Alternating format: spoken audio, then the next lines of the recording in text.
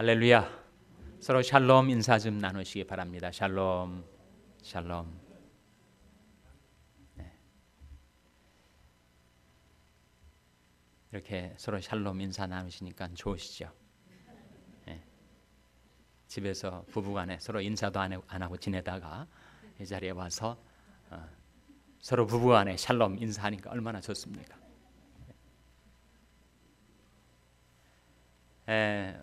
오늘은 성령론 2라는 주제로 말씀 공부하도록 하겠는데요. 내용상의 주제는 예수와 성령입니다. 예수와 성령.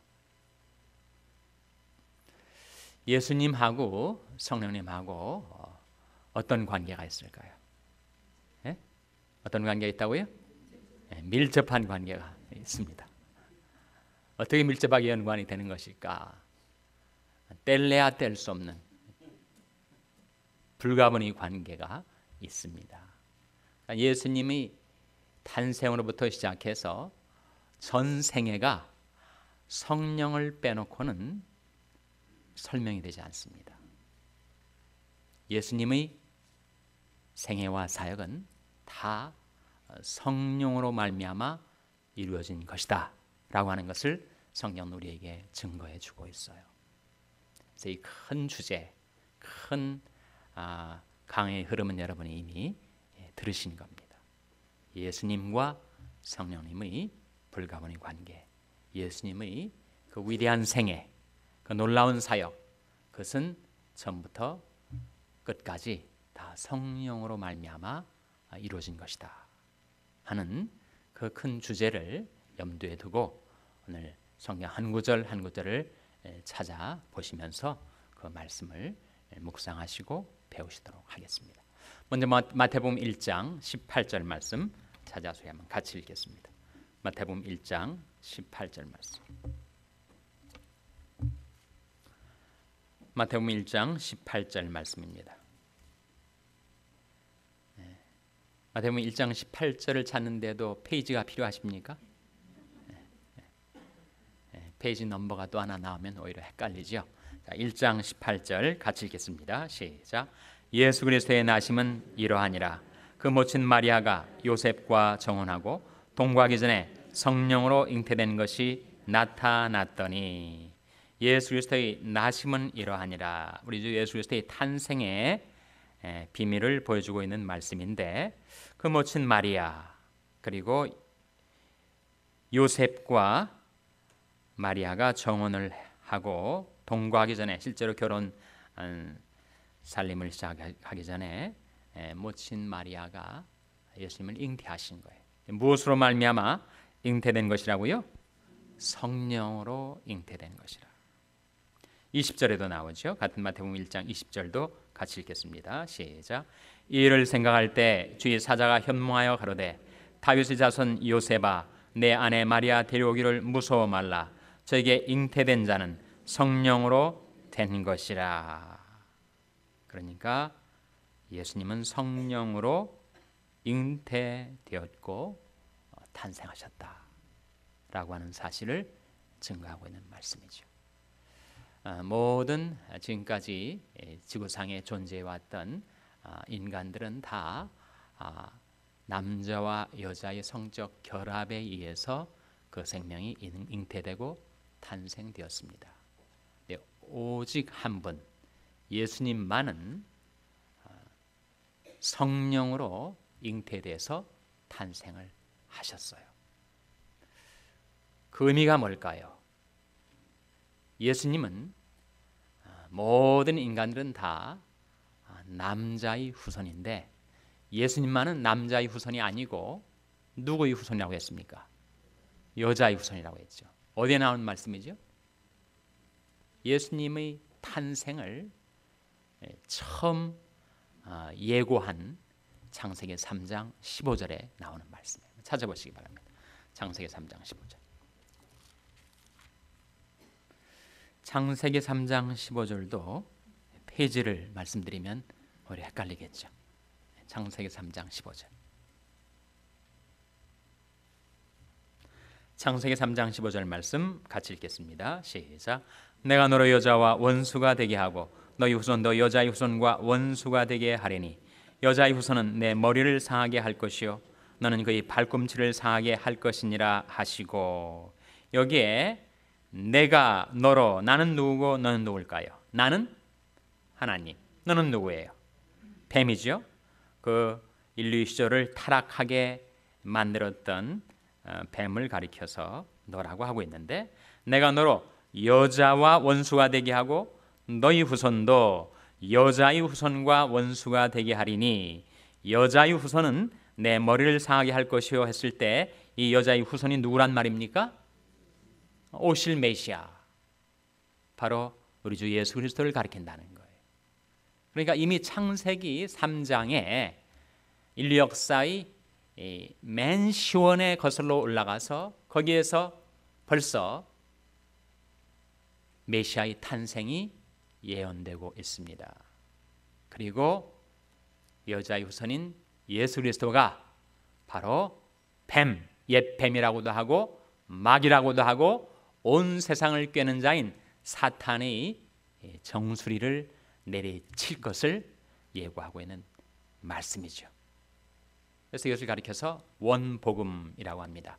프로토 에반겔리움. 그러니까 복음 중에서 우리 인간에게 성경에서 들려진 복음 중에서 맨 처음 들려진 복음, 원복음.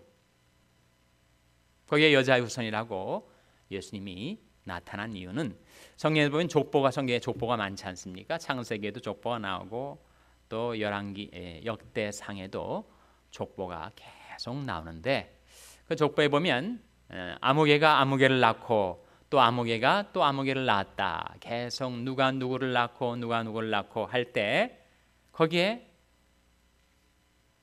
한 사람을 낳는 것은 남자입니까 여자입니까? 다 남자가 나요. 남자가. 영어로 구별하자면 bear가 아니라 beget이라는 단어가 쓰여지죠.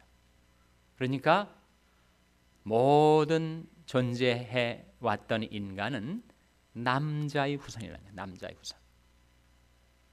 물론 어머니의 몸을 통해서 우리가 출생을 하지만 그 아버지의 후손이다, 아버지의 씨다, 그런 말이죠. 그래서 모든 인간은 다 남자의 후손인데 유독 메시아만이 여자의 후손이 되어야 하는 이유가 뭘까요? 그 이유가 뭘 것 같습니까? 왜 예수님은 성령으로 잉태되셔야만 했었던가? 왜 그럴 것 같습니까? 그 무언가의 단절을 위해서죠. 계속 인류 역사의 그 면면이 혈통을 통해서, 피를 통해서 전수되어 왔던 그 무언가를 단절하기 위해서. 그 뭔가가 뭐예요? 그렇죠, 죄죠. 원죄입니다. 원죄. 인류 시조인 아담과 하와 이후로 그 모든 후손들에게 흘러 내려오고 있었던 그 원죄의 단절. 그 죄의 모습이 어떻게 나타났습니까? 아담과 하와가 타락한 다음에 거기서 난 첫째 아들이 누구였었어요? 카인이 아니었습니까? 카인이 누구를 죽이죠? 동생 아벨을 죽입니다. 죄가 고륙지쟁, 형제의 난을 만들어서 첫 살인 사건이 거기서 벌어지는데, 그렇게 죄가 계속 세대가 그 다음 세대, 그 다음 세대를 이어가면서 죄가 흘러나오고 있었는데, 메시아는 그 원죄의 영향을 받지 않은, 그 오히려 원죄의 혈통의 계승을 단절시키는 그 사명을 감당하기 위해서 예수님은 성령으로 잉태되셨고, 그리고 여자의 후손으로 탄생하셨다. 예수님이 탄생에 성령의 역사가 거기에 게재되어 있었다는 것입니다. 그런 다음에 예수님께서 공생애를 시작하시면서 공생애의 처음 세례를 받으실 때 그때 성령이 예수님에게 임하십니다. 마태복음 3장을 한번 보시기 바랍니다. 마태복음 3장.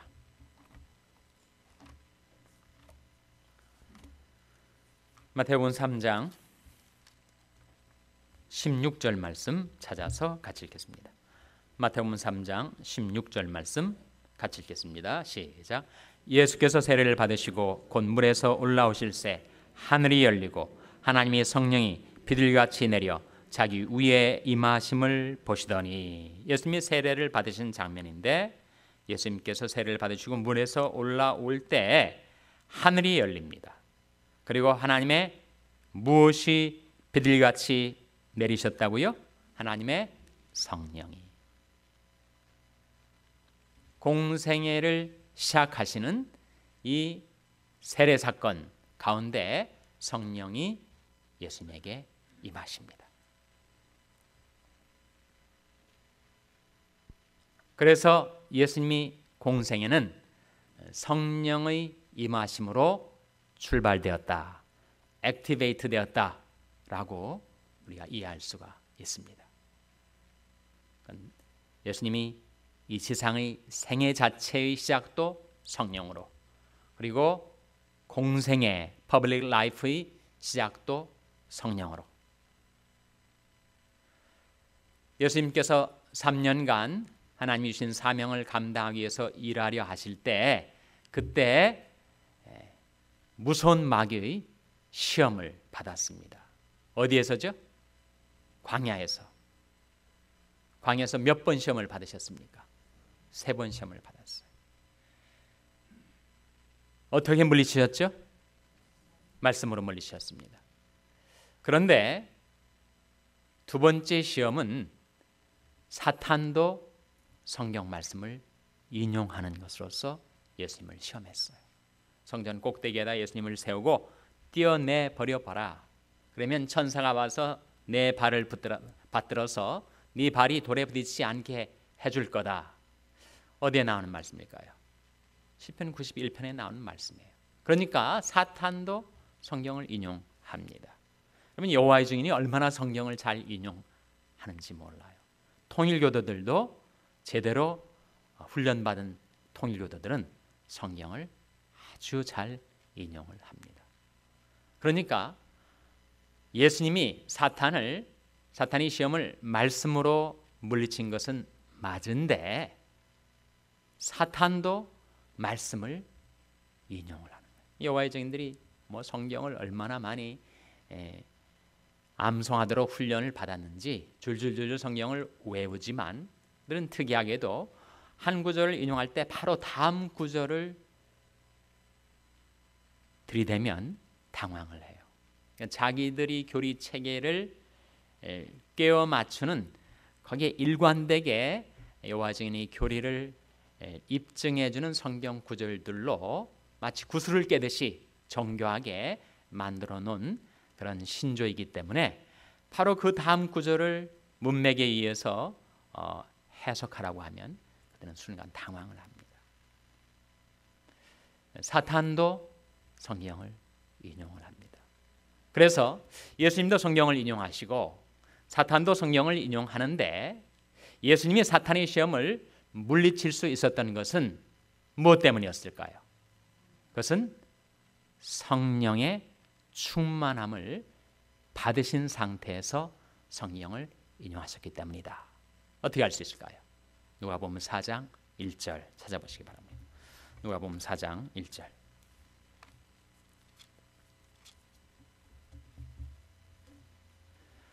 누가복음 4장은 예수님께서 마귀에게 광야에서 시험을 받으시는 장면을 보여주는데, 그 4장 1절에 보시면 이런 말씀이 나타나죠. 누가복음 4장 1절은 신약성경 93면입니다. 누가복음 4장 1절 같이 읽겠습니다. 시작.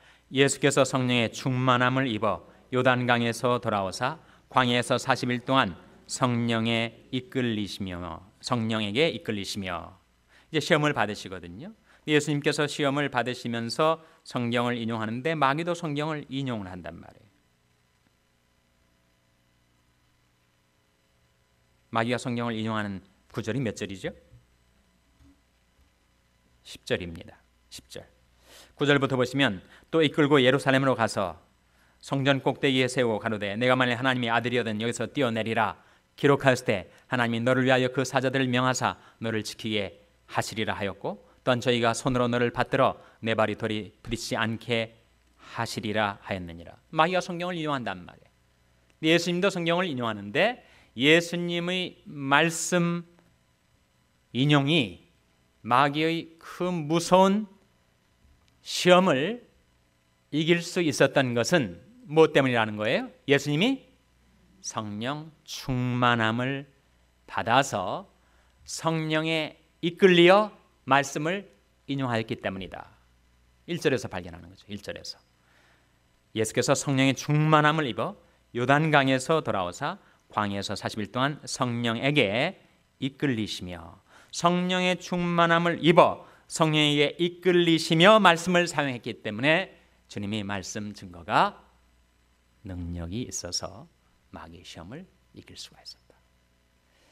우리도 좀 경험을 합니다. 우리도 성경 말씀을 인용을 하는데 성경 말씀이 너무 희말이 없이 매갈이 없이 내 입에 달려있는 잠언과 같이 전혀 효력을 발생하지 못하고 전혀 능력을 발휘하지 못하고 그 말씀이 마귀를 물리치는 성령의 검이 되지 못한 채 무기력해질 때가 있다는 거예요. 똑같은 성경을 내가 암송하고 있는 성경을 인용하는데 한 번은 성령이 검처럼 그 말씀이 파워풀하게 마귀를 물리칠 때가 있는가 하면 똑같이 말씀을 기억하고 인용을 하는데 너무나도 희말이 없이 그 마귀 시험에 내가 당할 때가 있단 말이에요. 무슨 차이인가? 성령의 충만함을 입은 가운데서 말씀을 증거하는가? 아니면 성령의 충만함을 받지 못하고 성령의 이끌림을 받지 못한 채 단지 나의 기억력으로만 나의 뇌리로만 성경을 기억해내서 사용하려고 하는 것인가 하는 차이라는 거예요. 그래서 예수님께서 성령 충만함을 입어서 성령에 이끌려 성령이 검인 말씀을 사용하셨다 하는 사실을 우리는 기억하게 됩니다. 그래서 이 시험 받는 장면에서 예수님께서 성령 충만을 받아서 마귀 시험을 물리쳤고 그리고 그 시험의 자리에서 떠나서 그 시험은 왜 예수님이 하나님의 아들이신 예수님이 굳이 시험을 받으셔야만 했던 거예요? 무엇 때문에? 똑같은 시험을 받는 우리를 체휼하시기 위해서. 자기가 시험을 받아 고난을 당하셨은즉 시험 받는 자들 능히 도우시느니라. 이 세상 살면서 이런저런 시험 받고 스트러글 하면서 살아가는 우리들이 어떠한 삶을 살고 있는지를 주님이 몸소 체험하셨기 때문에 긍휼히 여길 수가 있다는 거예요. 바로 체휼이죠. sympathize 한다는 겁니다. 뿐만 아니라 그렇게 시험 받는 우리들을 도와주시기 위해서 주님이 몸소 시험을 받으신 거예요. 뿐만 아니라 그것은 구속사적인 salvation history, 구속사적인 의미가 있는 것인데 첫사람 아담이 실패한 그 시험의 자리에서 마지막 아담이요 둘째 사람으로 오신 예수님은 그 시험을 이기심으로 말미암아 이제 예수족들, 예수쟁이들, 예수에게 속한 자들은 더 이상 그 시험에 휘둘리지 않고 사로잡히지 않고 그 시험을 이기며 살 수 있게 해 주신 거죠. 그렇게 시험에서 이기신 주님이 그 시험의 자리에서 다른 자리로 이동하실 때 뭐로 이동하시는가? 누가복음 4장 14절 말씀 같이 읽겠습니다. 누가복음 4장 14절 말씀 같이 읽겠습니다. 시작.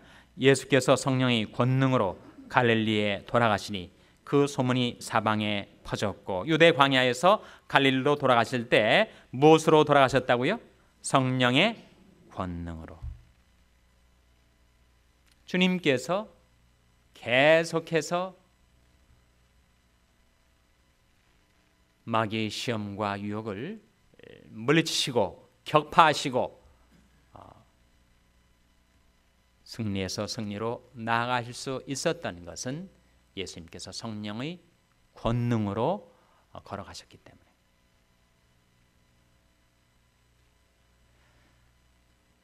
예수님께서 나사렛 회당에 오십니다. 예수님이 태어나신 고향은 베들레헴이지만 오늘 신문 보니까 오바마 미국 대통령이 베들레헴에 가 있던데 이스라엘과 팔레스타인 사이에 얼만큼 피스메이커 역할을 하게 될지 주목해 봐야 할 것 같습니다. 그런데 예수님이 탄생하신 고향은 베들레헴이지만 예수님이 자라신 고향은 어디예요? 나사렛 아닙니까? 그 나사렛에 오셔가지고 그 회당 시너고그에 들어가셔서 이제 공생의 첫 설교를 하십니다. 첫 설교. 그때 이사야 61장 말씀을 인용을 하세요. 그러니까 설교의 본문을 이사야 61장으로 잡으신 거예요.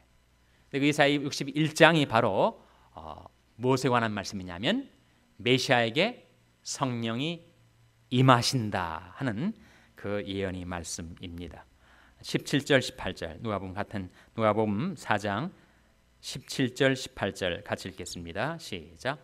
선자 이사야의 글을 드리거늘 책을 펴서 이렇게 기록한 데를 찾으시니 곧 주의 성령이 내게 임하셨으니 이는 가난한 자에게 복음을 전하게 하시려고 내게 기름을 부으시고 나를 보내사 포로된 자에게 자유를 눈먼 자에게 다시 보게 함을 전파하며 눌린 자를 자유케 하고 19절까지 주의 은혜의 해를 전파하게 하려 하심이라 하였더라. 공생의 첫 설교의 본문을 이사야 61장을 본문으로 삼아서 말씀하시는 가운데 무엇이 내게 임하였다 그랬습니까? 주의 성령이. 그러니까 예수님에게 성령이 임하실 것이라는 그 이사야의 예언의 말씀이 바로 이 나사렛 회당에서 첫 설교를 하시는 예수님을 통해서 그 예언이 성취됐다는 거예요. 그 예언이 예언대로 이루어졌다는 겁니다. 21절에 그러지 않았습니까? 21절에 이에 예수께서 저에게 말씀하시되 이 글이 오늘날 너희에게 응하였느니라 하시니 예언의 성취 그 현장에 일어난 일을 우리에게 기록 전달해 주고 있습니다. 그러니까 예수님이 세례를 받으실 때 성령이 임하셨고 그 공생애를 시작하시는 바로 그 대목에 세 번의 시험을 이기신 것도 성령으로 그리고 첫 설교를 통해서 이제 메시아의 예언 성취가 이루어지게 된 내용도 성령의 임하심으로 된 것이다. 예수님 탄생부터 여기까지만 봐도 그 모든 한 단계 한 단계가 다 성령으로 진행이 된 것이죠.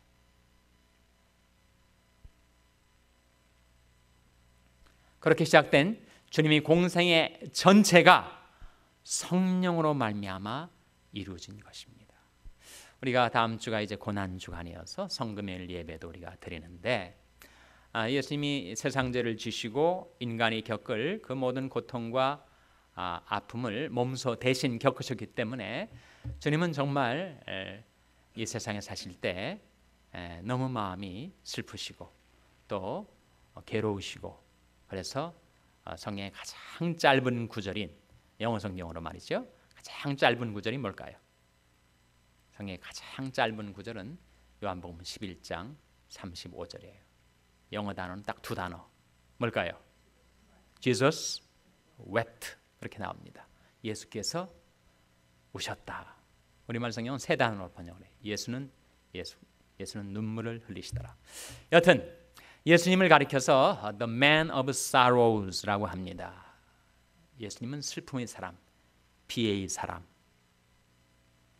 인간이 죄짓고 죄로 인하여 그 인생이 망가지고 그 죄에 사로잡혀 죄의 종로로 타며 끌려다니는 그 비참한 인생의 모습을 바라보시면서 주님께서 너무 그 심령이 민망하시고 안타까우시고 그리고 슬퍼하셨어요. 그런데 여러분 우리가 Man of Sorrows 비애의 사람 예수님을 너무 부각시키다 보면 예수님이 그 전체의 모습을, 예수님에 대한 균형 잡힌 이해를 상실하기가 쉬운데, 예수님은 동시에 The Man of Joy였습니다. 예수님은 기쁨의 사람이셨어요. 얼마나 기뻐하셨는지 그 기쁨을 제자들에게 나누어 주기를 그렇게 갈망하셨어요. 뭐가 그렇게 기쁠 것이 있을까? 예수님이 이 세상에 오셔가지고 뭐 기뻐할 것이 뭐가 있었겠어요? 예수님께서 그렇게 기쁨 충만한 가운데 사실 수 있었던 것이 무엇 때문이라는 거예요? 성령으로. 누가복음 10장 21절 보시기 바랍니다. 누가복음 10장 21절. 누가복음 10장 21절 말씀 찾아서 같이 읽겠습니다. 누가복음 10장 21절 말씀 시작. 이때 예수께서 성령으로 기뻐하사 가라사대 천지 주제이신 아버지여, 이것을 지혜롭고 슬기 있는 자들에게는 숨기시고 어린 아이들에게는 나타내심을 감사하나이다. 옳소이다. 이렇게 된 것이 아버지의 뜻이니이다.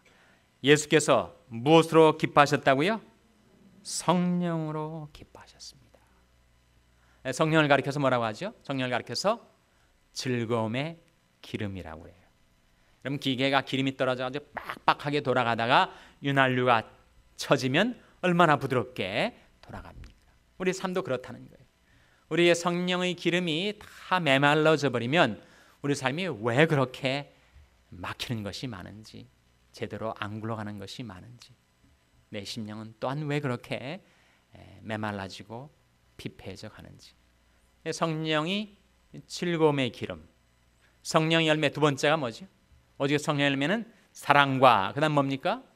희락과. 성령은 기쁨의 영이십니다. 성령은 즐거움의 기름이에요. 성령의 기름이 우리에게 부어지면 우리 마음이 기뻐지는 거예요. 그리고 그렇게 주님을 기뻐하는 것이 우리의 뭐라고 했습니까? 여호와를 기뻐하는 것이 너의 힘이니라. 힘이니라.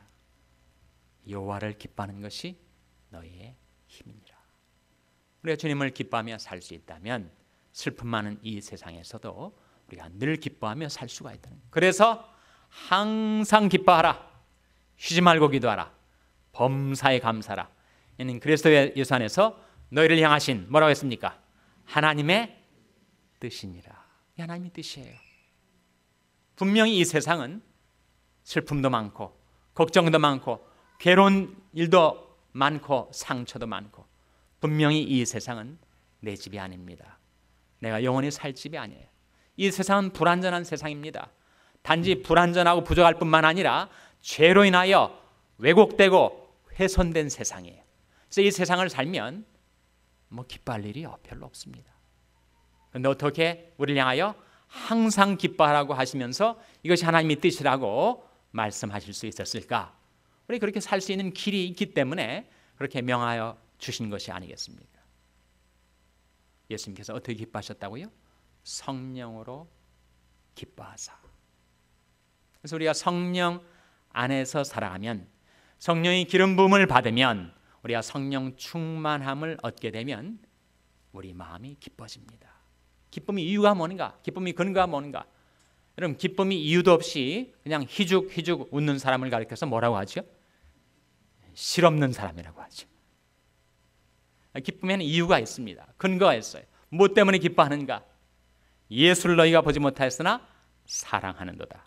이제도 보지 못하나 믿고 말할 수 없는 영광스러운 즐거움으로 기뻐하니 믿음이 결국 곧 영혼의 구원을 받음이라. 내 영혼이 예수님이 보혈의 공로로 하나님의 은혜로 구원받았고, 내가 육안으로는 배우지 못하지만 믿음의 눈으로 주님을 바라보고 주님을 사랑하고 주님을 기뻐하기 때문에 우리가 기뻐할 수 있는 거예요. 세상의 모든 기쁨은 흥분이고 자극이고 밀물처럼 들어왔다가 썰물처럼 다 빠져나가 버립니다. 세상이 주는 기쁨으로는 우리는 결코 항상 기뻐할 수가 없어요. 그래, 우리와 항상 함께 하시는 예수님 때문에, 예수님이 기쁨의 이유라는 것입니다. 예수님이 우리 기쁨의 근거라는 거예요. 주님을 기뻐할 때 우리는 성령 안에서 항상 기뻐하며 살 수가 있게 된다는 거죠. 여러분, 주님이 매일매일 생활하시는 것도 우리 인생이 죄 때문에 치이고 눌리고 고통당하는 것으로 인해서 슬퍼하심과 동시에 성령으로 기뻐하시면서 살아가셨는데, 주님이 생활뿐만 아니라 주님이 하시는 일 있지 않습니까? 사역 있지 않아요? 주님이 이루시는 그 공생의 사역들, 두루 다니시면서 착한 자들을 고쳐주시고 마귀에게 눌려서 신음하는 자들을 자유케 해주시고 하신 그 모든 사역이 무엇으로 말미암아 가능했다는 거예요? 성령으로 말미암아. 누가복음 10장 38절 찾아보시기 바랍니다. 누가복음이 아니라 사도행전 10장 38절. 사도행전 10장 38절. 신약성경 204면, 신약성경 204면 사도행전 10장 38절 말씀입니다. 사도행전 10장 38절 같이 읽겠습니다. 시작. 하나님이 나사렛 예수에게 성령과 능력을 기름 붓듯 하셨음에 저가 두루 다니시며 착한 일을 행하시고 마귀의 눈인 모든 자를 고치셨으니 이는 하나님이 함께 하셨습니다. 하나님이 나사렛 예수에게 무엇을 부어주셨다고요? 성령과 능력을. 어떻게 보셨다고요? 기름 붓듯. 기름 붓듯 부어준다는 게 뭐예요?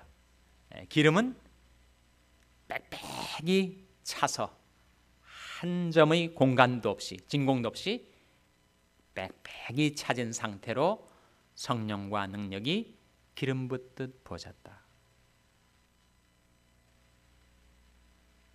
그러니까 하나님께서 나사렛 예수가 의미하는 바는 뭐예요? 왜 나사렛 예수라는 주님이 별칭이 나올까요? 나사렛에는 선한 것이 나올 수가 없다 할 정도로 나사렛은 세속의 도시였습니다. 왜 베들레헴 예수라고 안 하고 나사렛 예수라 했을까? 우리를 대신하여 가장 낮은 내로 임하신 예수님, 하나님의 아들이시지만 동시에 인자, 곧 사람의 아들이신 예수님이 인성을 보여주는 별칭이죠.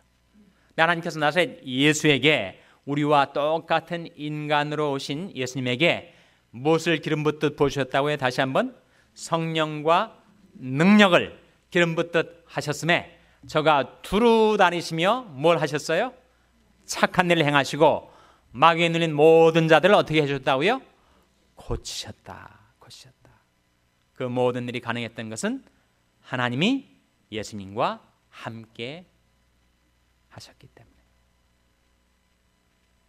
그래서 예수님이 하나님의 말씀을 능력 있게 전하신 것이나 병자들을 능력 있게 고쳐주신 것이나 귀신 들린 자를 능력 있게 낫게 해주신 것이나 그 모든 것은 다 성령으로 말미암아 이루어진 것이다. 주님이 공생의 마지막에 무엇이었습니까? 십자가. 아마 주님이 이 세상에 오셔서 하신 일 중에서 가장 힘든 일, 온갖 수욕을 당하시고 육신의 고통과 영적인 고통의 그야말로 최악의 상태, 최저점에까지 떨어진 그 십자가를 지는 그야말로 주님에게서도 너무나도 어려운, 거의 불가능한 과제였습니다. 주님께서 그 십자가를 어떻게 질 수가 있었다고요? 무엇으로 말미암아 질 수가 있었다고요? 성령으로 말미암아. 예수님이 십자가를 성령으로 말미암아 지셨다. 그런 말씀이 성경에 나올까요? 안 나올까요? 안 나오면 제가 왜 이 질문을 여러분에게 드리겠습니까?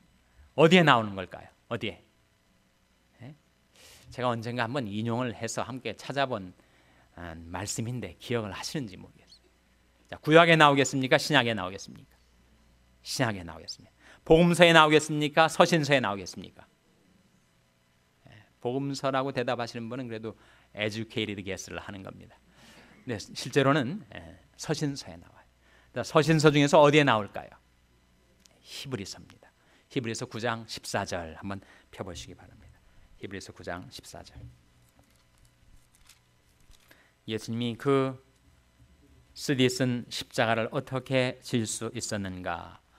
히브리서 9장 14절은 신약성경 361면, 신약성경 361면 히브리서 9장 14절.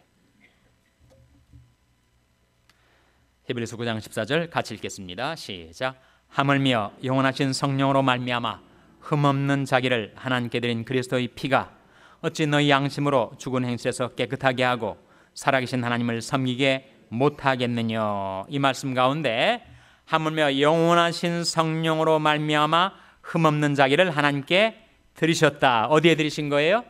십자가에. 주님이 자신을 던져 십자가를 질 수 있었던 것은 무엇으로 말미암았다고요? 성령으로 말미암아 된 거다. 성령의 도우심이 없었다면 예수님이 십자가를 못 지셨을 것이었단 말입니다. 성령께서 그 쓰리고 아픈 십자가를 예수님이 짊어질 수 있도록 도와주신 거죠. 능력 주신 겁니다. 인내할 수 있게 해주신 거예요. 저는 그 앞에 있는 즐거움을 위하여 십자가를 참으사 부끄러움을 개치 아니하시더니 하나님 보좌 우편에 앉으셨느니라. 그런 예수님이 십자가를 질 수 있었던 것은 성령으로 말미암아 된 것이다. 그러면 어떻습니까? 탄생부터 전 공생애의 생활과 사역, 그리고 마지막 십자가까지 성령으로 말미암았는데, 부활은 어떻게 된 걸까요? 부활은 예수님의 생애 가운데 가장 중요한 사건이 십자가와 부활 사건인데, 부활 역시 성령으로 말미암아 되는 것이 아니었겠습니까? 로마서 8장 11절 찾아보시기 바랍니다. 로마서 8장 11절. 로마서 8장 11절 말씀. 신약성경 249면 로마서 8장 11절 말씀. 로마서 8장 11절 말씀 찾아서 같이 읽겠습니다. 시작. 예수를 죽은 자 가운데서 살리신 이 영이 너희 안에 거하시면 그리스도 예수를 죽은 자 가운데서 살리신 이가 너희 안에 거하시는 그의 영으로 말미암아 너희 죽을 몸도 살리시리라. 예수님이 부활이 무엇으로 말미암아 이루어진 거라고요? 성령으로 말미암아. 예수를 죽은 자 가운데서 살리신 이 영이 너희 안에 거하시면 그리스도 예수를 죽은 자 가운데서 살리신 이가 너희 안에 거하시는 그의 영으로 말미암아 너희 죽을 몸도 살리시리라. 그러니까 예수님을 부활시킨 것도 성령, 그리고 우리 역시 나중에 죽었다가 주님 오실 때 다시 살아나게 될 것도 성령으로 말미암아. 십자가뿐만 아니라 부활도 성령으로 말미암아. 승천은 어떨까요, 여러분? 승천이 성령으로 말미암았다라고 하는 성경의 증언은 나타나 있지 않습니다. 사도행전 1장에 예수님이 승천하신 장면이 나오거든요. 감람산에 제자들과 함께 계신데 갑자기 주님의 몸이 떠오르기 시작한 거예요. 주님의 몸은 영혼이나 혼백이 구름처럼 떠오른 게 아닙니다. 부활하신 영광스러운 몸, 실제 몸이에요. 생선과 떡을 잡술 수 있었던 그 몸, 그 손에 못자국과 옆구리의 창자국을 보여줄 수 있었던 그 실제적인 몸, 그 영광스러운 몸이 갑자기 연기처럼 떠오르기 시작한 거예요. 점점 떠올라서 구름에 가려 보이지 않을 정도로 하늘의 한 점처럼 작아지더니 하늘로 올리신 거예요. 그것이 어떻게 가능할까? 그것을 시사해주는 그와 관련된 구절이 사도행전 7장 39절입니다. 한번 보시기 바랍니다. 사도행전 7장 39절.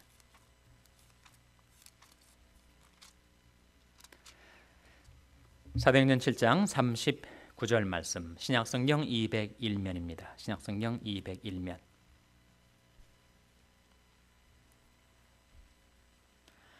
사도행전 7장 39절 한번 같이 읽겠습니다. 시작. 둘이 물에서 올라갈새 주의 영이 빌립을 이끌어 간지라. 사도행전 제가 7장이라고 했습니까? 미안합니다. 8장 39절. 사도행전 8장 39절입니다. 신약성경 201면 사도행전 8장 39절 같이 읽겠습니다. 시작. 둘이 물에서 올라갈새 주의 영이 빌립을 이끌어 간지라. 내시는 혼연히 길을 가므로 그를 다시 보지 못하니라. 이 전후 문맥이 뭐냐면 빌립이 전도자 빌립이 유대 광야에서 어느 나라 내시를 만납니다. 내시는 재무장관이었는데 그 내시가 어느 나라 내시라고요? 이디오피아 내시. 그 이디오피아 내시가 예루살렘에 올라왔다가 자기 나라 아프리카 북단이 이디오피아로 내려가는 가운데 유대 광야를 지나다가 그가 이사야를 읽고 있었고 그때 성령께서 빌립을 시켜서 그 마차에 접근하게 하셨고 올라타게 하셨고 성경을 풀어 해석해 주었고 그 이디오피아 내시가 예수를 믿게 되었고 세례를 받기로 결단을 하고 두 사람이 물속에 들어가서 세례식을 거행하고 둘이 물에서 이렇게 올라오고 있는 장면이에요. 39절에 둘이 물에서 올라갈새 무엇이 빌립을 이끌어 간지라 그랬습니까? 주의 영이. 그리고 주의 영이 빌립을 이끌어 간지라 했을 때 이끌어에 번호가 붙여져 있는 성경을 가지신 분들 어디를 보시라고요? 그 밑에 각주 풋노트를 보세요. 뭐라고 나옵니까? 이끌어에 해당되는 것이 뭐예요? 예? 빼앗아 간지라 발견하셨습니까? 즉 이끌어 간지라의 의미가 빼앗아 간지라란 말이에요. 영어로는 snatch away. 무슨 말이냐면 갑자기 지금 유대 광야에서 이디오피아 내시에게 복음을 전하고 그를 회심시키고 세례를 주었던 이 빌립을 성령이 임하셔서 그를 snatch away, 그를 사로잡아 갑자기 잠적하게 해버린 거예요. 그 자리에 없어져 버린 거예요. 그럼 빌립 내가 깜짝 놀라는 거죠. 방금 지금까지 자기 옆에서 성경을 풀어주고 자기에게 세례를 줬던 이 사람이 어디 갔나? 황당한 겁니다. 갑자기 사람이 없어졌으니까. 그래서 그 자리에서 잠적해버린 이 빌립이 그 다음 구절에 어디에서 나타나는 거예요? 40절에 보시면 빌립은 아소대에 나타나 여러 성을 지나다니며 복음을 전하고 가이사랴에 이르니라. 우리 아소도가 어딘지는 알기 쉽지 않지만 가이사랴는 알잖아요. 가이사랴가 어디입니까? 가이사랴. 그럼 이스라엘 이렇게 지도가 있다면 유다 광야는 내륙입니다. 내륙. 예루살렘 밑쪽으로 내륙, 남쪽으로. 근데 가이사랴는 성지순례를 가보신 분은 아시지만 지중해 해변가예요. 그리고 아소도 역시 해안 가까이 있습니다. 그러니까 갑자기 유다 광야에서 잠적해버린 이 빌립이 느닷없이 아소도에 나타나가지고 복음을 전하고 있는 장면. 그것은 성령께서 권능으로 이 유다 광야에 있었던 빌립을 사로잡아 끌어올려가지고 공중을 통과하여 아소도에다가 뿌려 내린 겁니다. 빌립이 이때 우리와 똑같은 육신을 지니고 체중이 나가는 사람입니다. 갑자기 연기처럼 공중으로 끌어올라가서 사라져 버리더니 갑자기 아소대에 출현하는 거예요. 성령의 역사죠. 주의 영이 이끌어 간지라. 주의 영이 그를 사로잡아 간지라. 주의 영이 그를 snatch away 하는 거죠. 나중에 장차 예수님이 우리 오실 때 지상에 살아있던 사람들도 다 공중에 끌어올려갑니다. 끌어올려가는 것을 랩처라고 하죠. 휴어라고 하죠. 분명히 다 체중이 있는 중력이 있는 사람들인데 어떻게 공중으로 끌어올려 가는가? 주의 영이 이끌어 가시는 겁니다.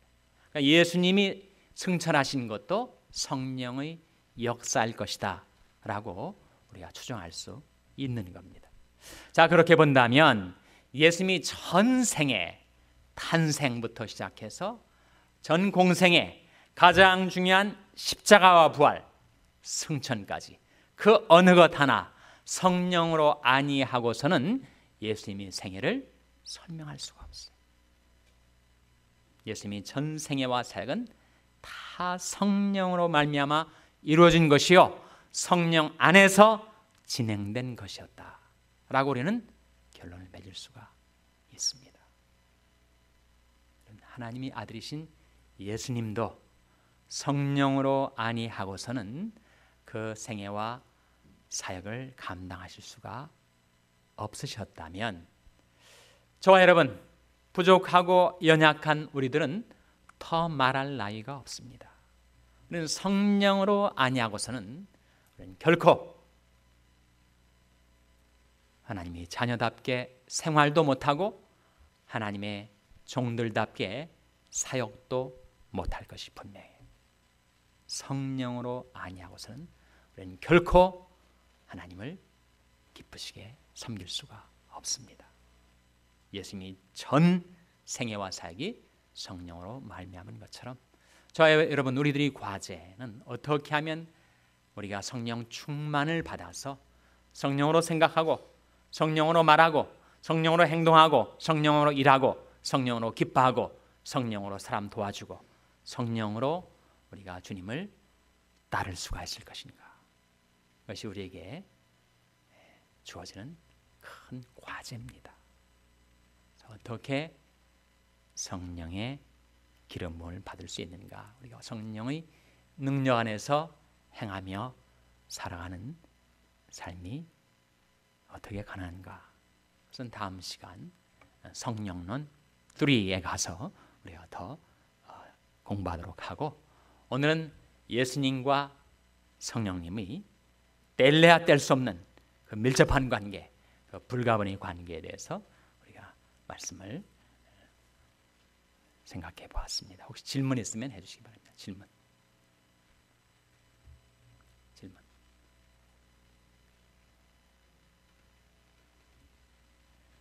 질문이 없으십니까? 질문이 없으시다는 것은 다 이해가 되셨다는 거죠? 다 이해가 되신 줄로 믿습니다. 자, 그러면 오늘 말씀을 기억하면서 우리 1분간 합심해서 기도할 때, 하나님, 예수님이 전생애가 성령으로 이루어졌던 것처럼 저희들의 모든 삶이 성령 안에서 진행되게 주시옵소서.